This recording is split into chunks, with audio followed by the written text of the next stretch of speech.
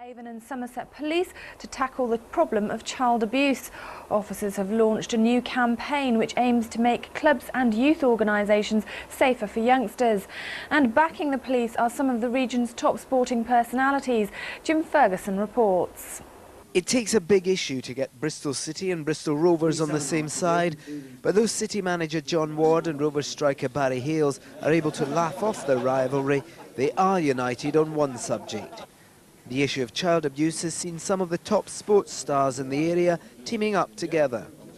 It's designed to offer support, help and guidance to people who run clubs and who run leagues and associations. It's also designed to create a safe environment for children to pursue their sporting ambitions and to make an abuser, or make it difficult for an abuser to reach a position of trust. Detective Sergeant Jones is hosting a series of lectures and talks at the Force headquarters in Portishead. He hopes they will attract the interest of responsible sports and youth organisations. While child abuse claims plenty of headlines in the media, it's still a subject that many people find it difficult to talk about. The police hope that by teaming up with top names like Sean Dyche, Paul Hull and Paul Burke, people will feel more comfortable airing their own experiences. It's important that parents know the people who are dealing with their children and looking after their children during the course of the week. And, you know, the idea of vetting people is a good chance to give parents peace of mind. Me personally, I joined loads of clubs as a kid, youth clubs, Cub Scouts, played football, rugby, cricket. And my trust was put wholeheartedly into my coaches and everything else like that. So I think this is a great initiative to educate people who run clubs like this. To educate them in child abuse. I think it's very important that we as a community and we as professional sportsmen are aware that there are people in the community who do abuse children. I am suggesting that people ought to appoint child protection officers, someone who is available 24 hours a day at the end of a telephone, who will have been vetted by the police, who have received some advanced training by the police and possibly social services as well, who can offer the people on the ground the support they require. City manager John Ward says his club are interested in cooperating with Sergeant Jones' plan. Perhaps with the younger boys I was talking about earlier, the 8s and 9s, 10, 11-year-olds, it was something that I will certainly go and put to my youth department that they should get involved in this, and if there are any further initiatives from the police force, then I would ask them to invite Bristol City youth coaches along to it. With the region's top names on his side, Sergeant Jones is hoping that those who work with the stars of the future will be the next to step forward. Jim Ferguson, Channel 1 Bristol. Not least amongst the sporting community. In conjunction with the Avon and Somerset Child Protection Team, West Sports coaches and organisers have been implementing a network for the protection of children in a sporting environment.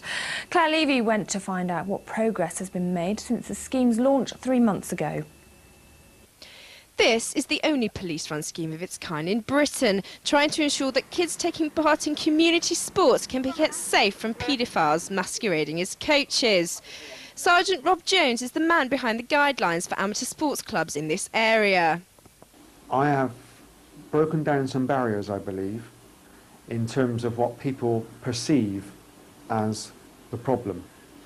Most people think the problem revolves around abusers within the organisation, and whilst that is an area which I cover, I'm particularly interested in supporting individuals and teams who may have contact with children who are actually being abused outside the sport.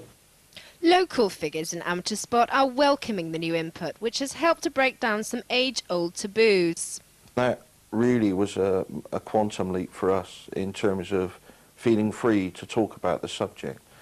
The subject matter is obviously very embarrassing to most, and quite frankly is very upsetting to all, because for any child to be abused, whether it be emotionally, physically, sexually, whatever, is something which as adults we just shouldn't be allowing to happen. For the first time somebody's actually standing up and talking about things that, okay, you read about, you see on TV, but you don't actually talk about to anybody because it's such an emotive and an awful subject, really. I think he's opened people's eyes and he's opened their minds to what could happen. I mean, it may be that cricket hasn't got a problem, but we've got to make sure that it stays that way. The Avon League contains 40 youth teams, and in Gloucestershire, Mike Bailey oversees at least 112 clubs, and that's a lot of children to supervise. But there is hope for the future.